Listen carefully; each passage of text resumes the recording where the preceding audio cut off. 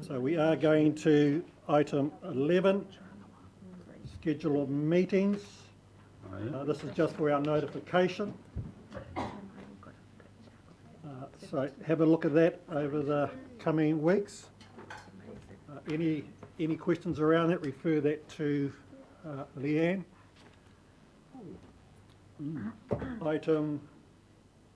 Item 12. Once again, committee meetings. Oh, sorry. Api, did you want to comment on that one? Yes, I would like to say a few words concerning the report, my report on 49. And this is my report on behalf of the Transport Committee. Okay, so it's on page 49. I don't intend to read it all out, but just want to pick some of the paragraphs out, and so for iwi we are asking for improved rural roads, regular maintenance, street lighting, and appropriate signage around marae besides public transport, especially now with the increasing developments of papakainga housing on Maori land, and some law changes around marae road accessibility and responsibility are required by local councils. I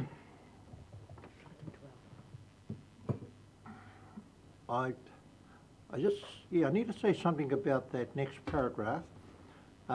If we are keen to build more environmentally friendly homes that capture and use the rainwater to relieve pressure on the aquifer. And we've been talking about, waters. And what do we do with rainwater? And so I believe for the future of new homes, we should be able to catch that rainwater, to use that water for toilets and for watering our gardens and our lawns, and of course relieve the pressure on the aquifer. The next paragraph is just, we need council support to eradicate the pests around the rural areas that are breeding out of control. The pukeko and rabbits too, are destroying plants and crops, and our kids are now playing with the rats that are running riot around some new homes.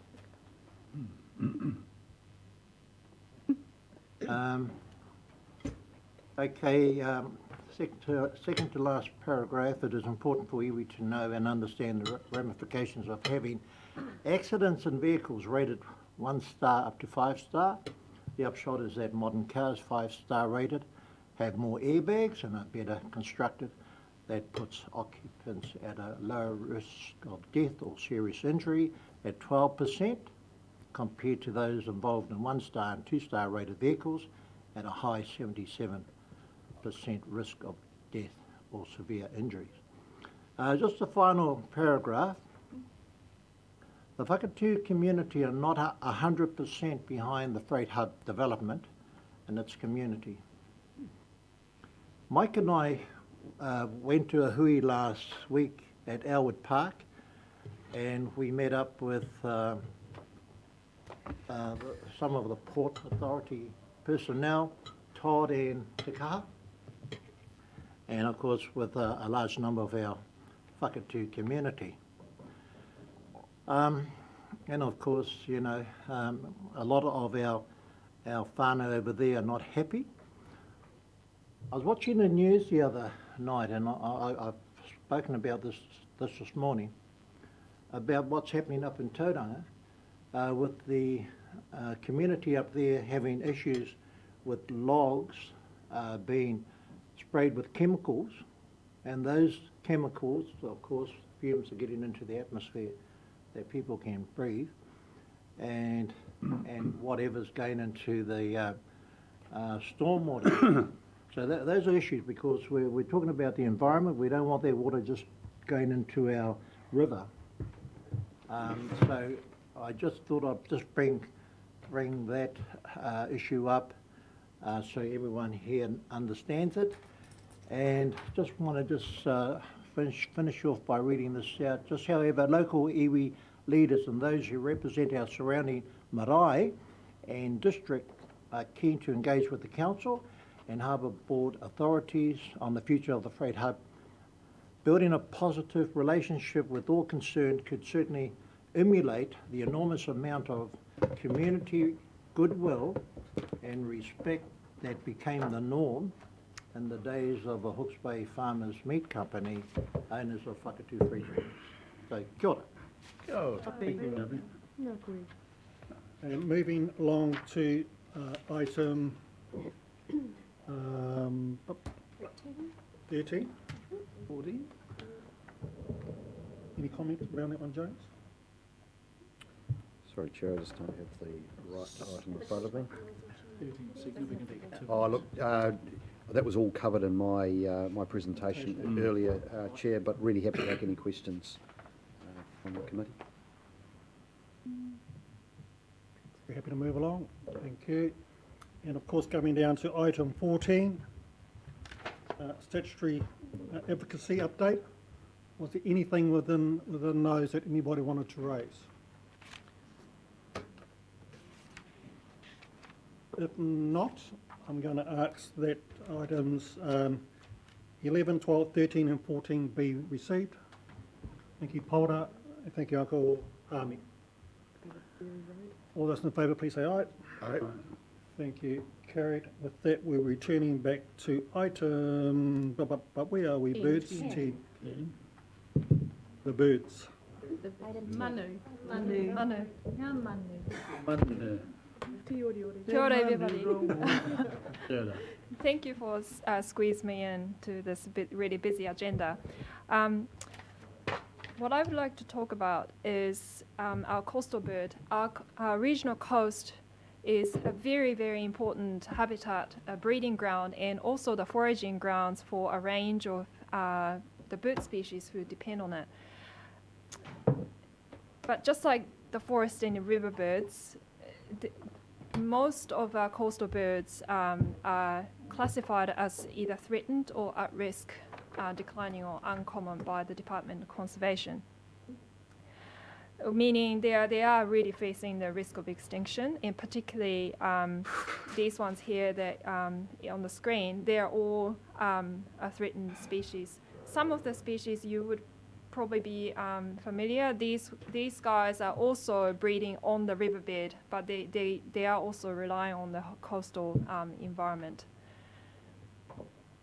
So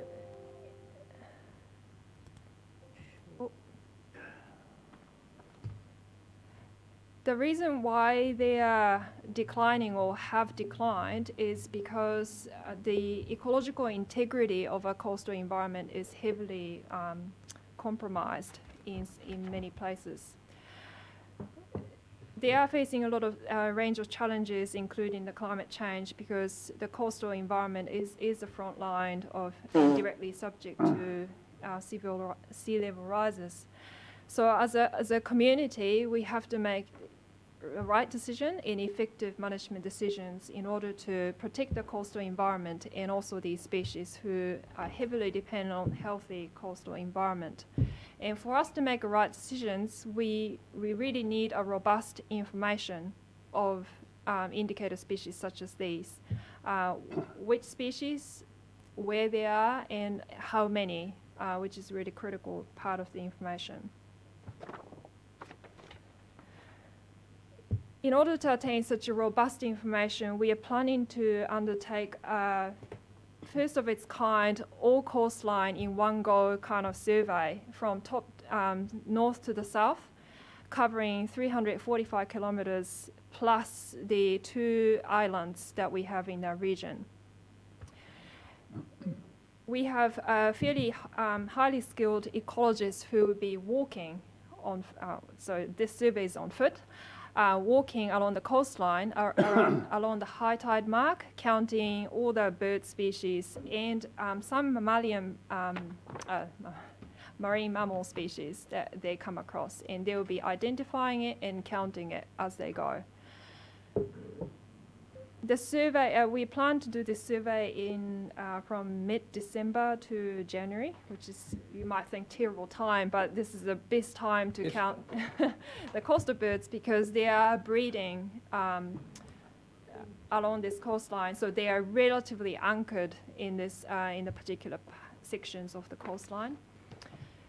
And this survey is designed to be 5 yearly, so after this year's survey, it will be repeated in 5 years' time to understand the trend of species richness and also the numbers.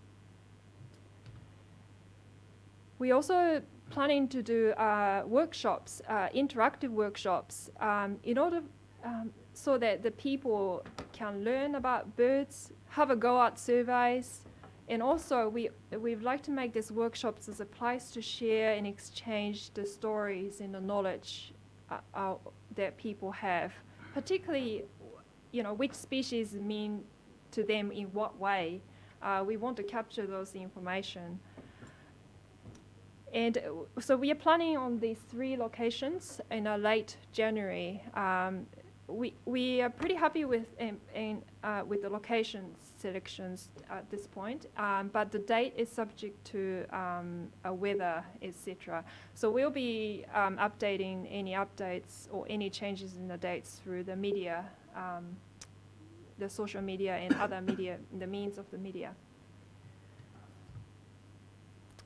So once this survey is done, we will have just like the river bird survey that I presented to this group a few months ago, we're going to have fairly robust and defendable information about the species along the coastline, and that will enable us collectively to make a good and informed decision and have informed conversations and be really effective under the statutory and non-statutory frameworks, such as listed in here, including the readiness for the oil spilled response, which we wish to never happen, but it could happen.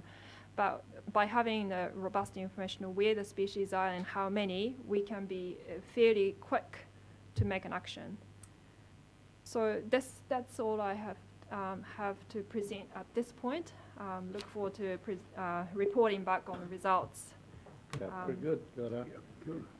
Just so I was fortunate to accompany Keiko to Waimarama Marae recently, and that was to check with the community out there as to whether access to Motuokura could be accessed. It's otherwise known as Bear Island.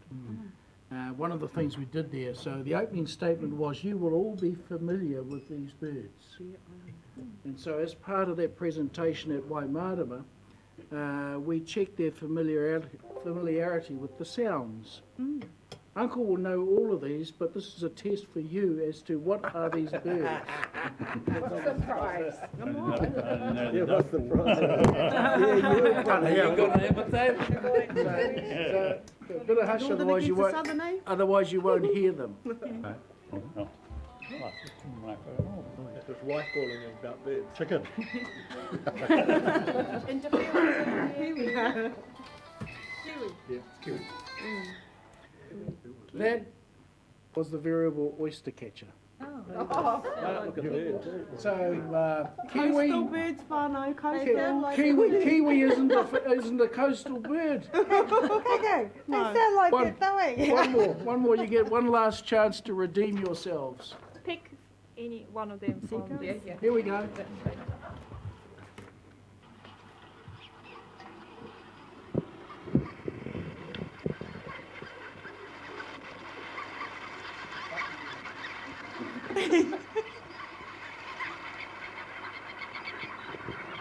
Godwits?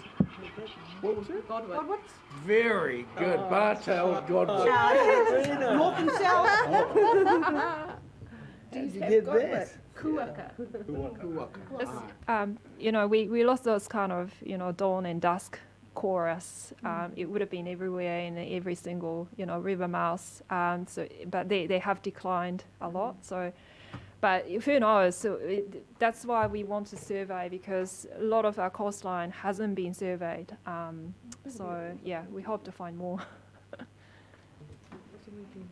What's our greatest threat to our coastal birds? I couldn't answer that in a quantitative way, but I guess the coastal environment, so a lot of the land has been reclamated and developed, so the loss of habitats is not probably quite up there with the predation. Predation is, I guess, by far the most threats. Yeah. But things like the human users, we all want to have a good time in the coast, but during the breeding season, I guess it's inevitably affecting the breeding success. But we haven't quantified that. Yeah. At Porangahau there, they used to be all in the river down by the mouth. Now there's hardly any birds down there. And for the first time I've seen them down Parimahu, along the cliff face, the big seagulls. Never seen them there in my life. But they're there now, and nesting in the cliff face. But you'll see them when you walk there. Yeah. Good luck. Happy walk. Yeah. So can we just note and receive the report, please? I will. Thank you, Polder. Yep. Thank you, White. All those in favour, please, aye. Aye. Thank you, carried. Kia ora. Thank you very much for that. Thank you. Thank you, Keiko. Okay, cool. Yeah. Sure. So we're coming up to our last item. I'll keep an eye out for you. Thank you. Have the Item boat number, take you down the beach. Item 15, remembering that when we look at our agenda, we're scheduled to finish at 2:30. Right. We're on here. So, who's leading? Oh,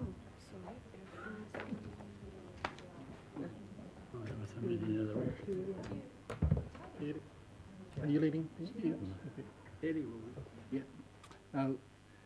It's item 15. It's at page 79 in your paper set, in your information set. It's the last item on the agenda. Leanne's going to bring a presentation up which just summarises some of the key points. The greater detail lies in the paper.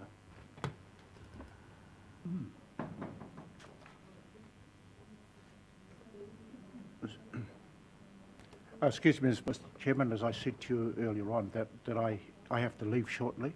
I just wanted to say in front of all the councillors that Te Tai Whenua Tamatea had a meeting on Monday night, and this was an agenda item for us, and it's got unambiguous and unequivocal support. We support the notion that Maori wards be established for the regional council. So I just want to put that on record because I can't stay for the discussion. Thank you.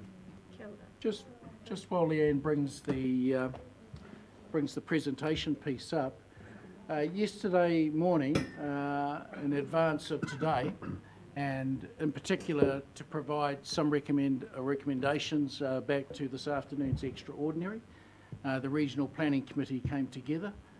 At that committee, we had, I think the only one missing out of the 8 PSGs around the table was Hetatonga Tamatea Settlement Trust. But all of the others that gathered in particular were supporting of the council moving Māori constituencies through a resolution of council. Alongside of that, there were some commentary and some feedback. One in particular was that if this were to be the case and the resolution is put, that it should not be put out passively in terms of the community engagement, that there needed to be a significant community engagement that supported this so that this didn't curtail into a Māori and non-Māori type of discussion.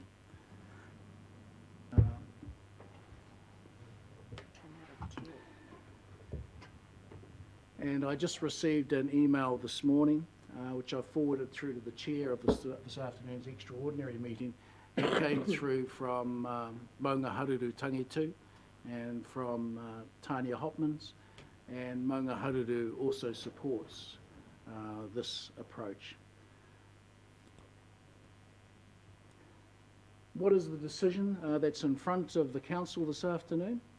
And in particular, in terms of seeking your guidance and potentially your support, is whether to establish 1 or 2 Māori constituencies for the election of 2 Māori reps at the 2022 and 2025 triennial elections. And there's a wee bit more as to what that actually means. So that's what's on the table today. In terms of tangata whenua views and looking forward, these were the ones I've just spoken about that came from yesterday's meeting with the RPC. There's a need to focus the conversation on effective representation. Community engagement across HB is critical to the success of this. A poll would be divisive, but bring it on, which is more the emphasis coming from RPC constituents yesterday. And in terms of tomorrow, in terms of today, supported in 2017, and they continue to support today. Why is this decision being sought? I'll let you read what's up there. As a means of providing fair and effective representation for communities and individuals under the Local Government Act and the Local Electoral Act. Why now? There is a need, if this is to be action for the 2022 elections, that the Council's resolution is achieved by the 23rd of November and notified by the 30th of November. That's required under the Local Elections Act. How will it look? I'll let you read what's up on the screen there. These are just sort of key points that are taken out of the substantive paper that's on your paper set. And this is a map, a process map, which gives you an indication as to how this would, subject to the resolution and the notification, how the process would unfold over time.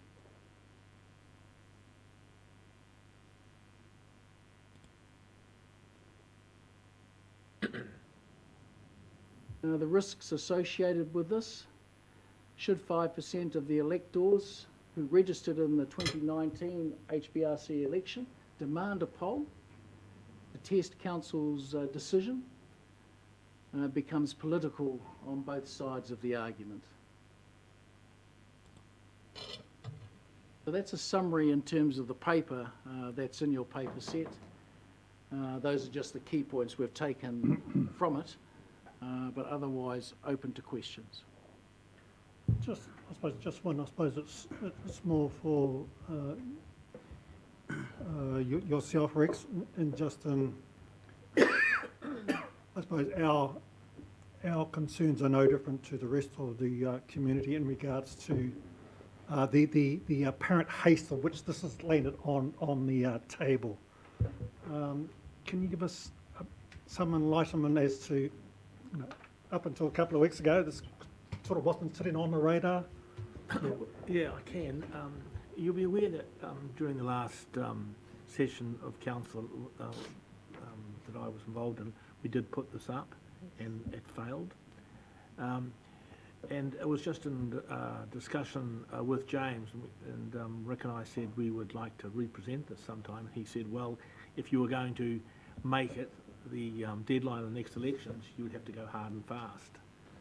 So we did consider that, and I know there's been a lot of talk about it's been too hard and fast, but quite frankly, if this New Zealanders live in a country where we have Maori wards in the national election, there's no one in this country that's not all over this as an issue. So we just felt it's like eating breakfast, really. I mean, you're either for it or you're not. And we felt very strongly that it was a good idea, and we didn't really think we wanted to sit around for another 6 years. So I do think it's a bit rich, people saying they don't understand all the issues, and they need more time. So, yeah, it is a little bit hard and fast, I do agree, but I think everybody understands this in New Zealand.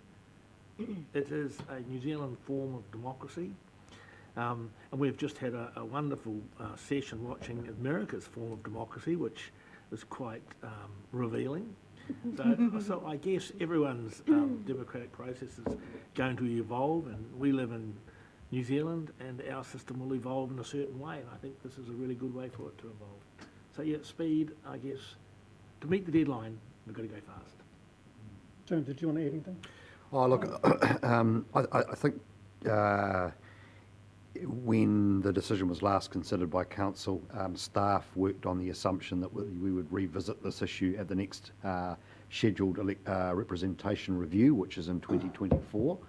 And I just really, I guess, want to acknowledge that in hindsight, we should have recognised that with a change in the composition of council at the last general elections, that this is something we should have had a more timely discussion with the new composition of council on. And so I just want to register that and apologise on behalf of staff for the fact that this issue has come up relatively hard against the deadline. I'm mindful that the fact that the members of the committee, for the most part, are not going to have the opportunity to comment at the council meeting itself. I want to give you the opportunity to speak to council and councillors that are currently present in the room. So this is your chance to put your whakaaro and your kōrero down on the table. More importantly, have it recorded. Kia ora. Ora. Oh, I totally agree. Maori understand Maori. Just like I can make a Pākehā decision, I can also make a Maori decision based on how Maori feel. So I'm in total agreement for a Maori ward, or 2 Maori wards.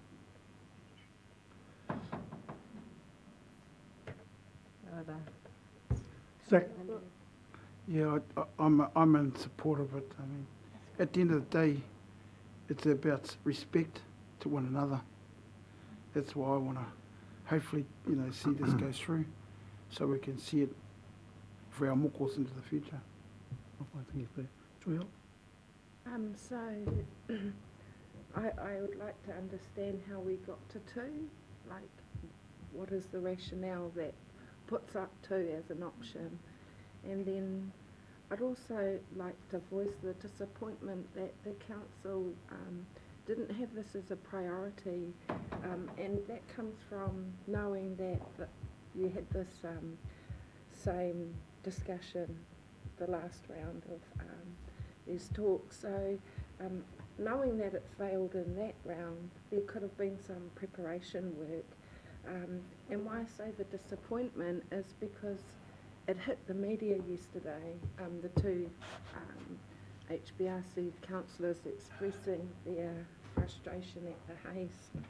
And so I think we go if we project forward and look at going to consult publicly on this, there's some ramifications from that media release.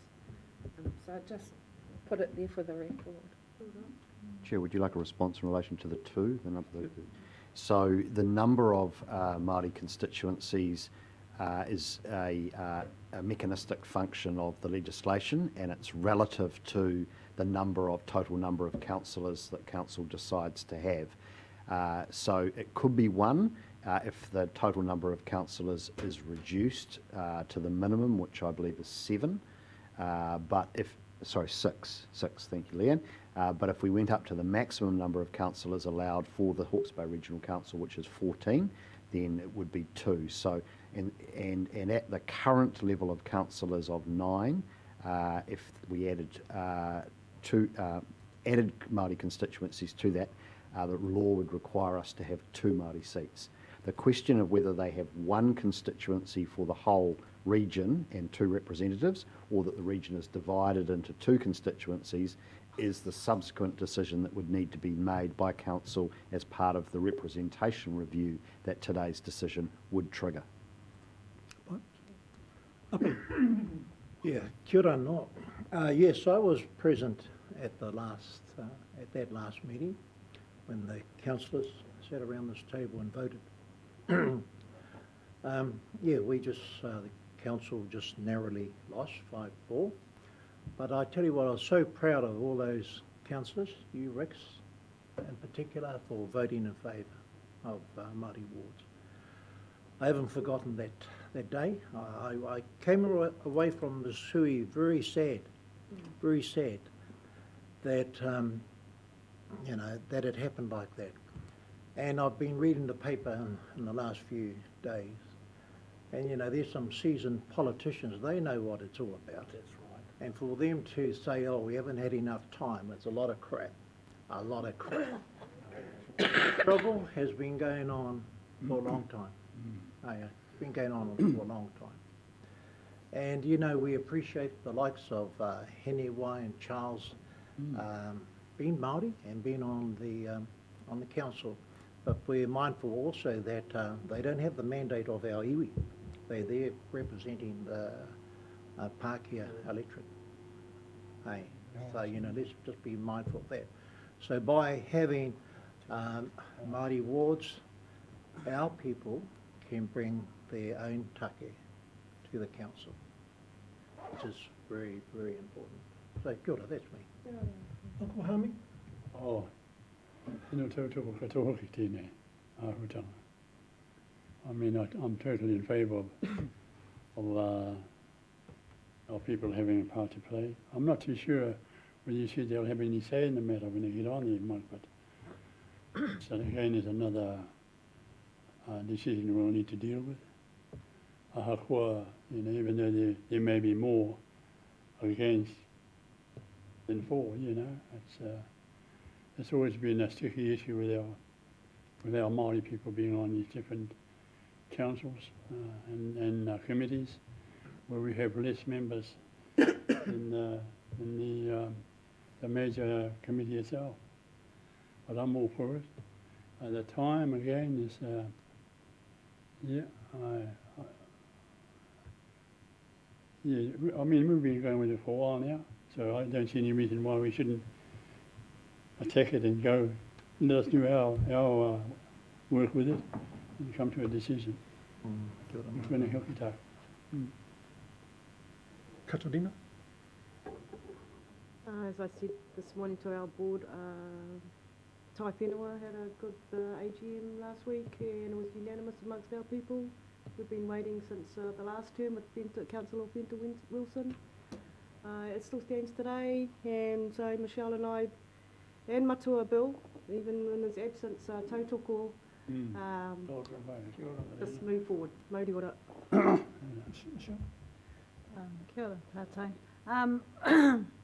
I remember watching, I was saying to Rex, I remember watching the last vote, and it was just unfortunate that the councillor of the time, who came from a 60% population of Māori, said that Māori went red. And I wasn't quite sure where he got that from. Certainly wasn't any of us.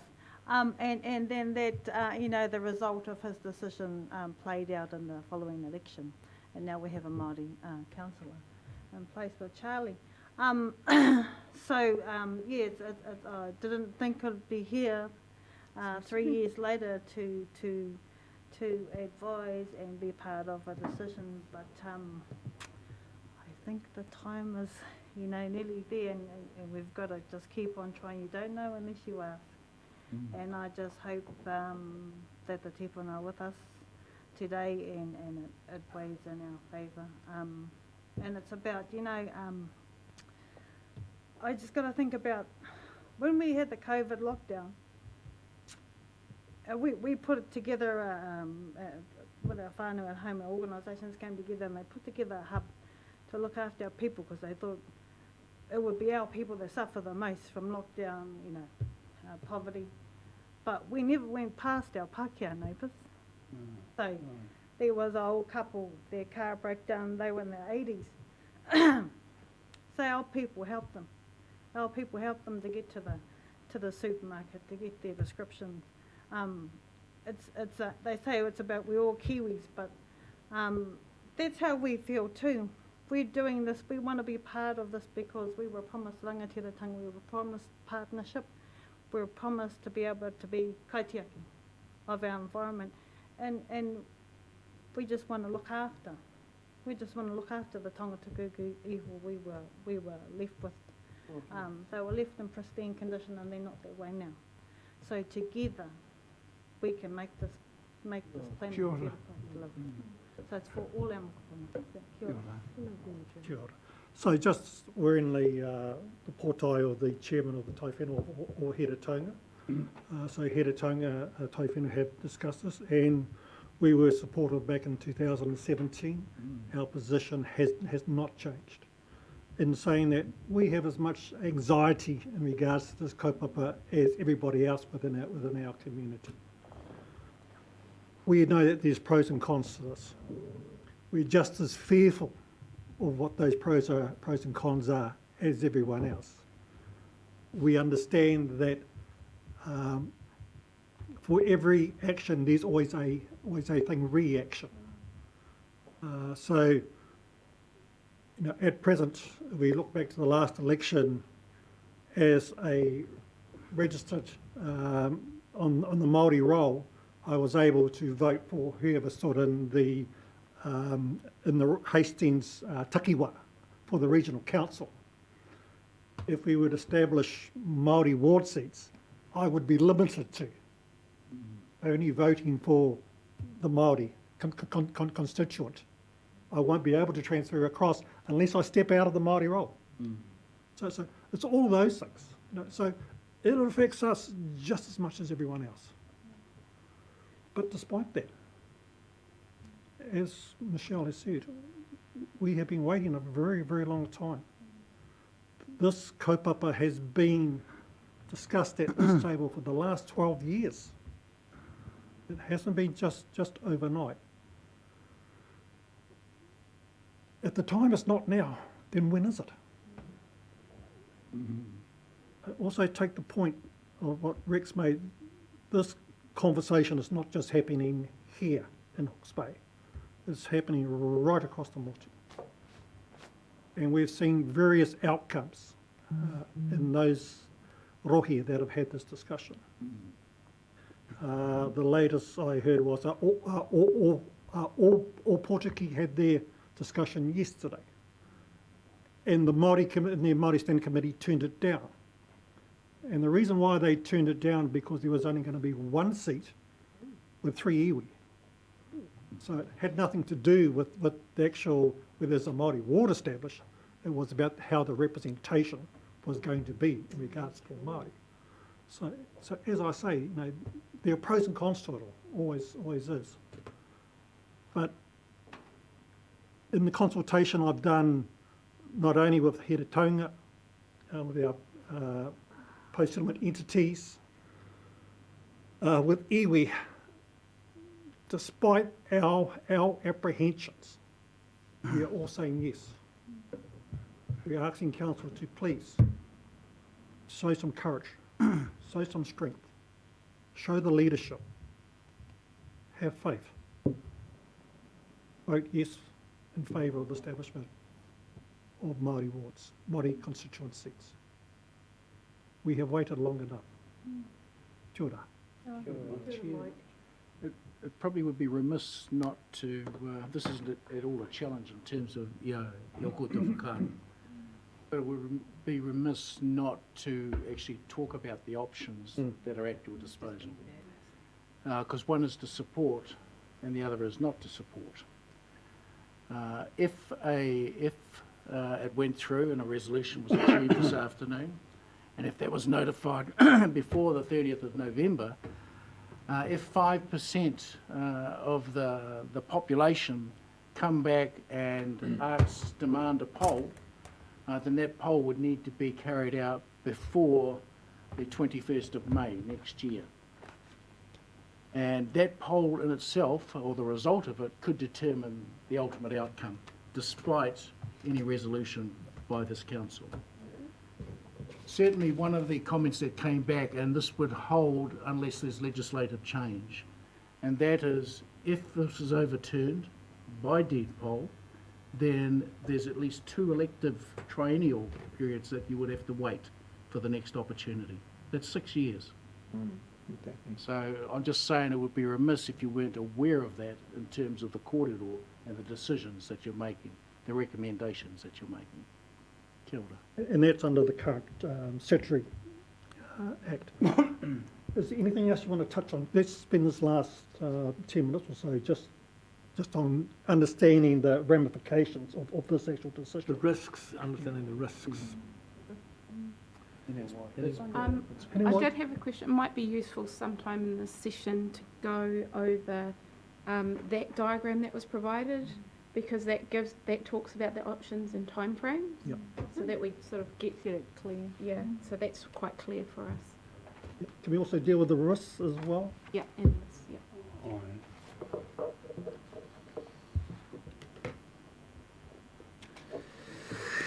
right. Leanne, I might pass for you to take us through this. I think Leanne's actually our expert in this field. What is that? As much as you can be.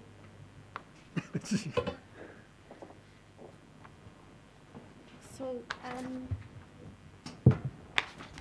through you, Mr. Chair, it might be helpful if I could just answer any questions that anybody has to do with this, or did you want me to step through each of the potential processes? There's 4 options, aren't there? Yeah. So if we talk through the 4 options. Yeah. So I suppose the first option is that council resolves to establish Maori constituencies, 1 or more. And if that were the case, they need to give public notice by the 30th of November, which is just a week after the resolution has to be passed. In that public notice, they also have to make people aware that if 5% of the voters that were enrolled at the last election get together and sign a poll, that they can demand that council goes to that poll before the 21st of May next year. That result of that poll is binding. So if it supports council's decision, that's all good. If it doesn't, then that is in effect for 2 electoral cycles. So it would be in effect for the 22 and 25 elections. If the resolution was notified and there was no demand for a poll, then we would just head straight into, after the 21st of February, when we knew that there was not going to be a demand, we would head straight into a representation review where we would look at the numbers and the distribution of the members in the region, including 2 Maori representatives, and how those constituencies would be formed, what the boundaries would be, what the names would be, and then that would go through a consultation process with the public. So we would put forward options. People would have a chance to say whether they thought option A was better than option B, etc. Right, if council were to just make no decision, then that sort of leaves us in the same position we were before we started having this conversation, that it could be brought up again in the next representation review, which is in 23-24 for effect in the 2025 elections. All right, if council resolved to hold a poll, they could make that resolution and say that they want to do it as soon as possible before the 21st of May, which then Chief Executive would have to advise the electoral officer, and we would schedule and hold that poll. That, again, that would be binding and would be in effect for the next 2 electoral cycles, right? Another option would be for council to resolve to hold a poll at the next election. That is possible. However, it is also possible that someone from the public could say, no, we don't want you to wait. Here's 5% of us that we want you to hold the poll now. So they could come in and demand a poll in the meantime. The other thing is that legislation could change in the meantime, and council may decide that maybe that isn't the best idea to hold a poll at the next election. Those are just what ifs, I suppose, to bear in mind, and could potentially, if council did decide to resolve that way, could be added as a subject to legislative change in the meantime, just to cover ourselves. So that basically outlines those options. Questions? I have a question. So what are the prior examples, for instance, where a council has resolved to do this and there's been a poll and has it been lost or won? What are the examples of other people that have got, because I understand that Bay of Plenty, who have Maori wards, they got special legislation to get theirs. Yes. So their representation wasn't established through this process. It was established by legislation. That's not an option for us. I think if I remember correctly, it was more along the lines of what we've got in the way of our regional planning legislation, the Regional Planning Act. Okay. We could take a local government bill to Parliament. That would be a costly exercise, and we would need to obviously secure support from Parliament, and we'd need to secure parliamentary time. I would suggest that you'd be looking at probably 2 to 3 year process minimum. Okay, so how have the polls gone in the past? So people have done this, gone through this, With the exception of Whitehall, all lost. So only Wairua. 60%, yeah. and they all And that marched to was- their polling booth. And that, I understand that was not a wide support, like it wasn't a wide margin between the result was only, Is that right? Just got over the line. There have only been two regional councils that have determined to establish Māori wards, and they've gone through unchallenged. Oh, they've gone through unchallenged. mhm. Oh, no poll. Regional councils. Yeah. There's our risk. Leanne, this is around the 6th yearly representation review we plan. Yes.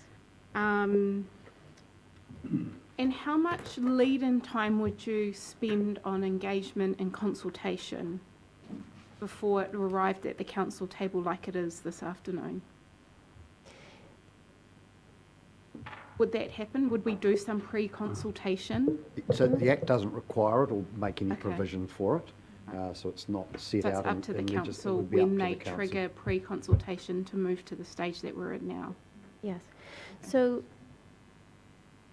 and potentially, that was, we in the last representation review, which was in 2018, we started the consultation with Māori to see whether there was a support for establishing the Māori constituencies in, I think in, it was by August, July, August of Okay. 2017, so that we would have that lead-in time to Yeah. making a decision by the 23rd of November. So So 4 that- months lead-in, you're saying, around? Yeah. Okay. Yeah. That we haven't had to have. that we Haven't had this time, yes. Now that was targeted consultation with Māori. We didn't go out to the general community to ask if there was support And is at that stage. Is that because this committee requested it, or that pre-engagement plan? It was really because that was what council considered the first steps should be, is because Māori are affected directly, that they should be the first to be asked whether that was something they wanted.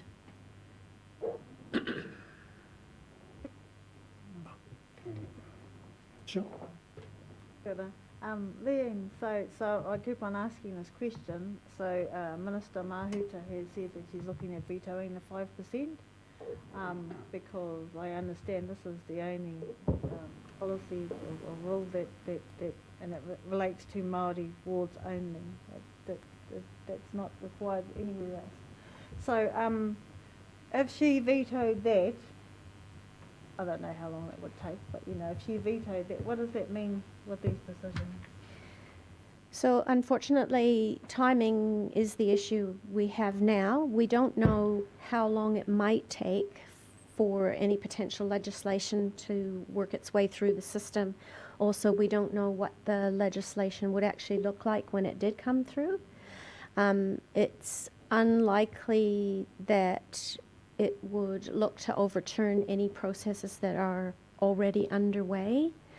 The other thought in the back of my mind is that this isn't the first time that an attempt has been made through central government legislation to change this, and that has, in two different ways, not made it past, not passed into legislation. It's failed both times. So I don't want to be pessimistic, but at the same time we need to think about the potential that it might not come to fruition. Yeah, yes. Okay, what's our ratio? Is it 25% of the population? Approximately. Okay, so I honestly believe it's going to be a waste of time having a referendum. So your vote this afternoon, if you do vote for Māori seats, Māori wards, then part of that motion should be the council going to the government to make the changes. Okay, the legislative changes to have Māori representation on council. I think I think that'll be a better option, rather than you guys try and get have this referendum which will go, I know, will go against Māori wards. So that money that we're going to save by not having this referendum, you could use that to pursue the change at government level. Would that work? Does that make sense? Another question from Mike on come back to that, but so you're saying two regional councils have done this and they were unchallenged in regard who are those two regional councils? So, sorry, I've got the full detail in front of me, so perhaps I can just describe it. So there's Bay of Plenty that was done under special legislation, and then there was Waikato, which was done, I believe, under the existing arrangements, but not challenged. And then there's Wairoa. So they're the three councils in the country that have Māori seats. So far this year, voting to proceed with Māori seats and will be subject to a poll if it is demanded, in exactly the same way as we would, is Kaipara, New Plymouth, Northland, Ruapehu, South Taranaki, Tauranga and Whangarei. So all those councils could potentially, and Gisborne District I know has a special council meeting next week, so all of those councils could be having polls all at the same time next year before the 21st of May. And so this is likely to be probably quite a big national conversation at that point in time about the effectiveness or otherwise of the statutory mechanism. Yep. I believe that answered your question. Yep. Leanne, we had Api talking about saving costs. It's not about that, but it's a consideration. If we were to resolve to hold a poll at the time of elections, will there be savings there? Because it's effectively you're going in to vote in your local government for your representative as well as vote on this decision. Yes, that's the case. So if a poll is run separately, you have all the costs associated with with an election, and we would bear those costs by ourselves because nobody else in the region is holding an election at the same time. Yeah. So yeah, that would Full potentially savings, be. that's in the paper. It was There'd probably be 650,000. some small additional cost of us processing Yeah. that additional vote, but it would be at the margins compared with the 250 odd. Standalone, Yeah. it's the standalone poll. Chair, there's just one other bit of detail in the legislation that I've spotted that I should just advise the committee of, so you're absolutely clear. If council resolves to create Māori constituencies and a petition is not presented by the 21st of February but is presented later in the year, a demand for a poll would then need to be carried out, but it wouldn't have effect until the following election and the election after that. So you could find yourself in a situation, if that happened, where we had Māori seats for the next term, and then if the poll failed, then they would come off for the 2 terms after that. I just want to comment on that. So, I mean, if we go ahead immediately, you know, we want it to be done right because we might lose the opportunity for 6 years to do it again. That's what you're saying in terms of if it fails. What I'm suggesting is if those in the community that seek to develop a petition of 5% can't get it done by the 21st of February, they can still keep collecting signatures later into next year. But if they are successful in getting 5% demanding a poll, we would still have to hold a poll later in the year, but it wouldn't have effect for the next election. Council's decision to create seats would stand, and there would be Māori seats for the next election, but then at the 2 elections after that, the seats would have to be removed. Yeah. Well, that would be just diabolical. So at the end of the day, the purpose of this one was to give us the information as committee members to understand what's been asked of councillors today. And fortunately or unfortunately, the decision making is in your guys' hands, not ours. Chair, I have a question for everyone really, are you prepared to risk the fact that we may get a poll against any decision? Yes. No. Is that a yes to everyone? Because I think Uppy's right, we might struggle, but you're prepared to risk it anyway. Is that everyone's consensus? I'm of the mood. I want to take the risk because right now, you know, there's a whole lot of things happening. We've just heard about, you know, our weather, COVID. There's a whole lot of things that are happening, and the rumbling's happening now. You know, if we were to cause an effect, the ripple effect, I think is happening now. I know there's risks, but sometimes we have to grow up, be big boys, and go through the hard times. So that's what I'm saying anyway. How I'd answer you is this way, Rex. Māori have never ever got change because it was the right thing to do. Māori have always have had to challenge the status quo, all of the time. It has never been any different for us. What will make it any different now? We know it's going to be a challenge. We understand what would happen. But if we don't stand up and challenge, who will challenge for us? And up to this point, no one has. We got people on that committee that'll stand with us. I know we're going to be taking a risk, but we have to believe in ourselves and have others go there. You've been like that for a long time, old fella. So, I've got to believe that we've sat here all morning talking about how you put Maori into everything. I can't believe that we won't be asked to be a part of that. You want us to be a part of everything else. Why not that?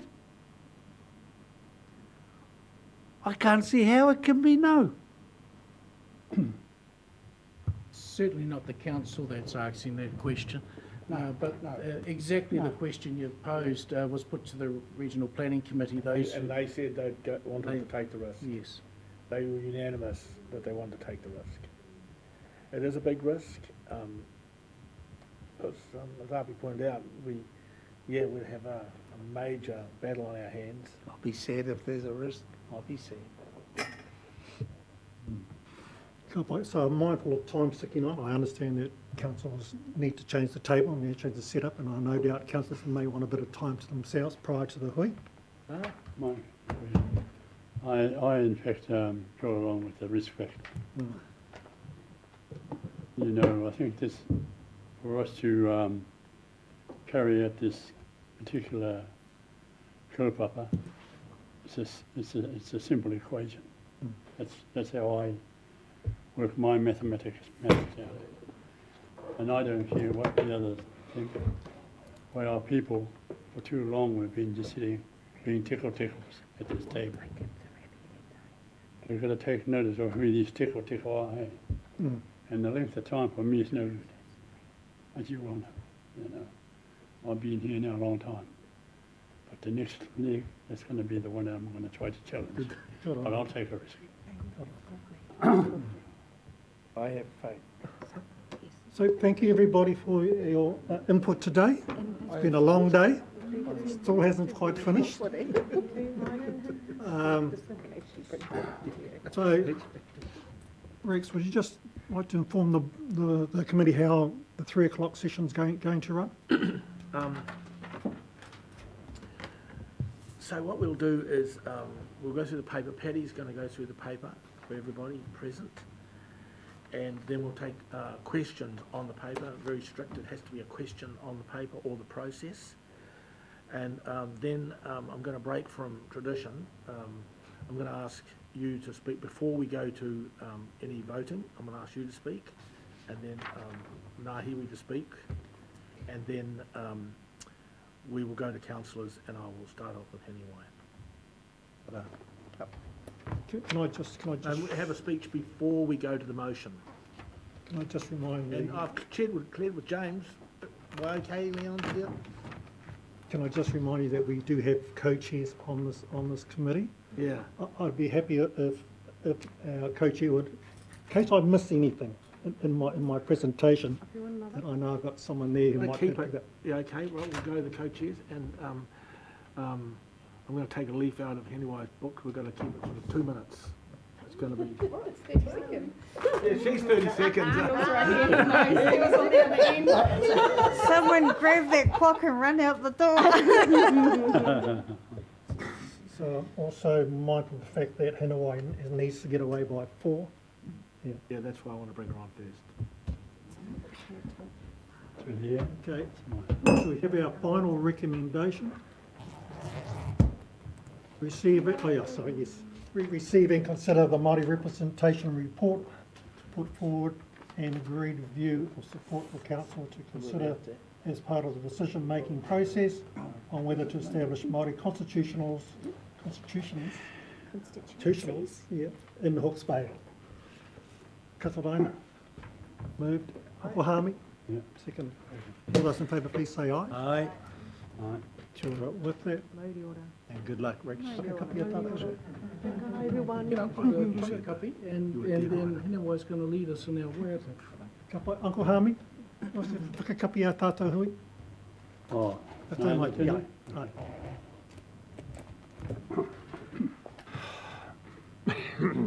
Wait till after the vote. o ka kōrero, ka tōhaki ngā kōrero. Engari, whai hoki, I mōhio nei hoki ngā te huarahi mo tātou, te haere. So we know which journey we're taking at this moment. The rest is up to the council. Engari, ki kaha nei tātou. Rere me kapi toni tō tātou hui. Ai roto ki tō tātou hāhi mōrehu. Rere te maunga me ngāne hera pone tokaturi tapu. Whakaungia mai no ki mātou ki roto ki te aroha noa. Nā koutou ki ara taki mai hoki tō tātou hui hui ngā tara nei. A taino mai ki tēnei wā hei kapitanga mō tātou. Engari mana ki te mai nei kata hoki tō tātou komiti. Muri mai o te mutunga mai o tēnei hui huinga. Ki hoki pai ai kata hoki tātou ki wā tātou kai ngā maha. A hei tūtaki no hoki ngā whānau. Kei reire ki whangaana mai hoki mō tātou. Ai anō te māngai mi ngāne hera pone te tukaturi tapu. Whakaungi o mai tonu mātou ki roto ki te aroha noa. Pai here here ti tonu mātou. Kei tatu ki te rangi Māori no hoa katoa. A koe no ki te maangi hei tu te ho mai. Ai nei, aka nei, ai. Kia ora tātou. Just to free ourselves a wee bit, we might want to stand so that once we come to the waiata, we'll be right. So just, Auntie, koutou rā katahi anō ka umai kai roto ki tēnei rūmoa tātou. Tēnei mātou o te community Māori e mihi rā ki o koutou e unei. Tēnei te mihi atu, haramai, whakatau maira. This waiata was composed particularly for the councils of Hawke's Bay by Tuirina Wehi, e mokopuna tēnā i Bab Wehi mā. Nāna i tito e te waiata nei, mō tātou ngā kaunihira puta noa i te matau a Māui. We'll just walk our way through, just saying it first, just so we're familiar with the kupu, and then hene wai, nāna hei tātaki matata. Pūrākau e tū mai nei. Okay, we're going to do this together, all right. We can read Okay. Māori. Pūrākau e tū mai nei, e piki ki rungara, kia mārama ahau, kei raro ko te matau, te whakatikanga ake ki rungara, ka titi whā te rehutai, te ara i whanatu aira. Ko te kura ki ahau, he tohu noa ake ki te kura i te rehutai. Te whakawhiti o te rā, te whakaai o whenua, hoki muri mai au ki te iwi, te ara i whanatu aira. I know some of us like to understand the English too, so we'll do that too. On the path most travelled, behold the grove of trees. I ascend so that I may see clearly. Below is Te Matai. And as I arise to go forth, a light shines through the sea spray upon the path of the myriads. I retain this plume as a symbol of the legacy beyond the spray of the sea, causing the sun to shine and spreading peace over the land. I now return to the people upon a trodden path. And I'll ask Melanie and Te Wairama to come over by Heneway. Kia kaha nei Te Wairama. Hello, mate.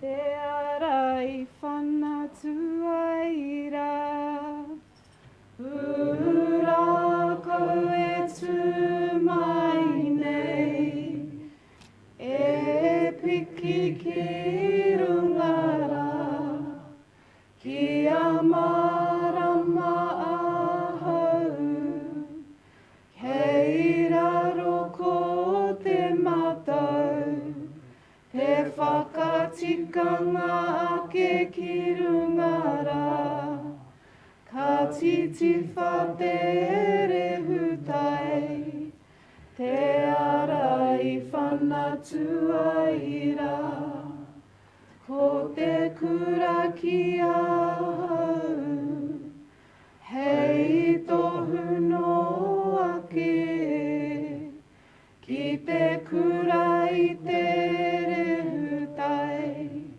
e whakawhiti o te rā, te whakaai o whenua, hoki muri mai au ki te iwi, te ara i whanatu aira.